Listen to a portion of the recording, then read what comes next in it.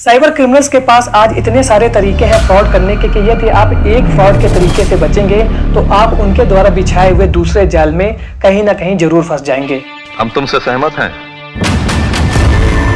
आजकल लोग जैसे जैसे सोशल मीडिया प्लेटफॉर्म का जितना ज्यादा यूज कर रहे हैं उतना ही ज्यादा साइबर क्रिमिनल यूज कर रहे हैं ऑनलाइन ठगी के लिए। ये समस्या है, क्या बोल रहे हैं?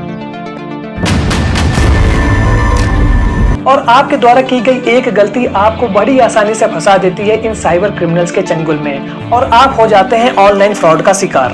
खत्म।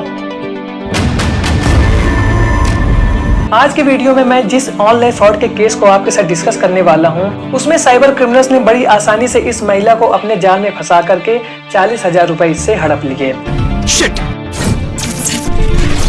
तो आइए सबसे पहले इस ऑनलाइन फ्रॉड के केस स्टडी को समझते हैं और इसके बाद डिस्कस करेंगे इस प्रकार के केस में हम कैसे बच सकते हैं। तो चलिए वीडियो को शुरू करते हैं।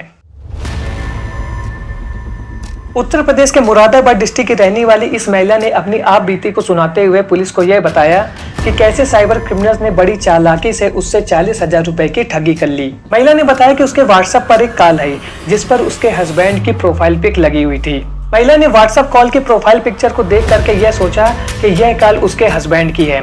इसके बाद फोन करने वाले व्यक्ति ने इस महिला से यह कहा कि तुम इस नंबर पर जल्दी से 40,000 रुपए ट्रांसफर कर दो। अब इस महिला को यह लग रहा था कि जो आदमी उससे बात कर रहा है वह उसका हस्बैंड है और यह महिला यह नहीं समझ पा रही थी कि उसको जिस व्यक्ति ने कॉल किया है वह उसका हस्बैंड नहीं है बल्कि एक साइबर क्रिमिनल है। अब इस ठग ने फोन पर ही इस महिला के ऊपर ऐसा पैनिक क्रिएट कर दिया कि इस महिला ने जल्दी में आनंद फानन में आकर के 40,000 रुपए का ऑनलाइन ट्रांजेक्शन कर दिया। फोन कट होने के बाद जब इस महिला ने अपने हस्बैंड को फोन किया कि क्या आपने 40,000 रुपए की मुझसे डिमांड की थी व्हाट्सएप कॉल करके, तो उसके हस्बैंड ने यह कहा कि मैंने आपको किसी भी तरीके की व्हाट्सएप कॉल नहीं की थी।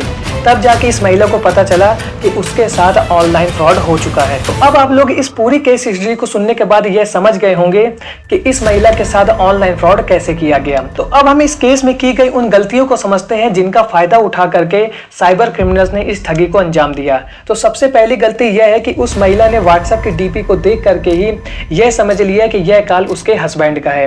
यह पहली गलती थी। दूसरी गलती यह थी कि इस महिला ने यह जानने की कोशिश नहीं की कि जो कॉल उसको आया हुआ है वो उसके पति का है या नहीं। तीसरी गलती इस केस में यह हुई है कि अपने पति के नंबर पर पैसे ना ट्रांसफर करके किसी अननोन नंबर पर पैसों को ट्रांसफर कर दिया गया। अब इस प्रकार के फ्रॉड के केसेस से बचने के लिए आपको किन किन बातों को ध्यान रखना बहुत ज्यादा जरूरी है, तो उनको अब हम डिस्कस करेंगे छोटी मगर मोटी बातों के रूप में। पहली बात, ज्यादातर जिन लोगों का फोन आपके पास आता है जो आपके परिचित होते हैं वे लोग आपके मोबाइल नंबर पर कॉल करते हैं, ना कि व्हाट्सएप नंबर पर। यदि आपके व्हाट्सएप पर कॉल आ रहा है और वो भी किसी अननोन बंदे का आ रहा है तो आप उसकी बातों पर बिल्कुल भी विश्वास न करिए। उसके द्वारा कही गई एक एक बात को आप वेरीफाई जरूर कीजिए, उसके बाद ही कोई एक्शन लीजिए, क्योंकि यह कॉल किसी ठग की भी हो सकती है और वो आपको अपनी बातों में फंसा करके आपसे मनचाहे पैसों की ठगी कर सकता है। सिर्फ व्हाट्सएप पर लगी हुई प्रोफाइल पिक्चर को देख करके यह विश्वास मत कर लीजिए कि जिसकी कॉल आ रही है वह वही व्यक्ति है जिसकी प्रोफाइल पिक्चर लगी हुई है। यानी कि प्रोफाइल पिक्चर के नाम पर आप इस बात पर विश्वास मत कीजिए कि आ रही कॉल और प्रोफाइल पर लगी हुई पिक्चर दोनों एक ही व्यक्ति हैं। हमेशा व्हाट्सएप पर आई हुई कॉल को क्रॉस वेरीफाई जरूर कीजिए।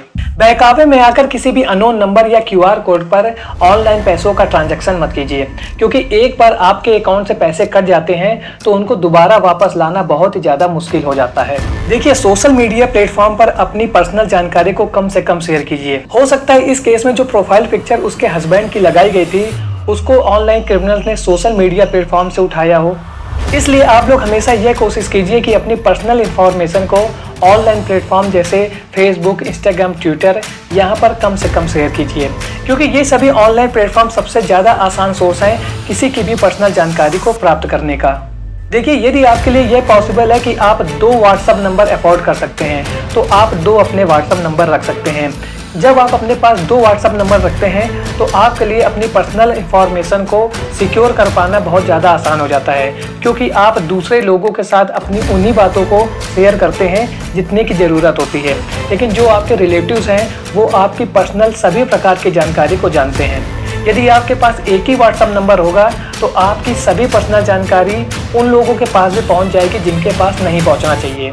और ऐसी कंडीशन में इन लोगों में साइबर क्रिमिनल्स भी शामिल होते हैं। जो आपकी पर्सनल इंफॉर्मेशन का यूज करके आपके साथ एक बड़ी ठगी को कर सकते हैं। किसी भी कंडीशन में यदि आपके साथ ऑनलाइन फ्रॉड हो जाता है तो बिना देरी किए हुए national cyber crime helpline number 1930 या www.cybercrime.government.in पर अपनी कंप्लेन को तुरंत दर्ज कराएं। जितनी जल्दी आप अपनी कंप्लेन को दर्ज कराएंगे उतनी ही जल्दी आपके ठगे हुए पैसे वापस आने के चांसेस बढ़ जाते हैं। इसलिए सावधान रहें, सुरक्षित रहें और ऐसे ही इंफॉर्मेटिव वीडियो को देखने के लिए हमारे चैनल के साथ जुड़ें। मिलते हैं ऐसे एक और नए इंफॉर्मेटिव वीडियो में, तब तक के लिए थैंक्स फॉर वॉचिंग।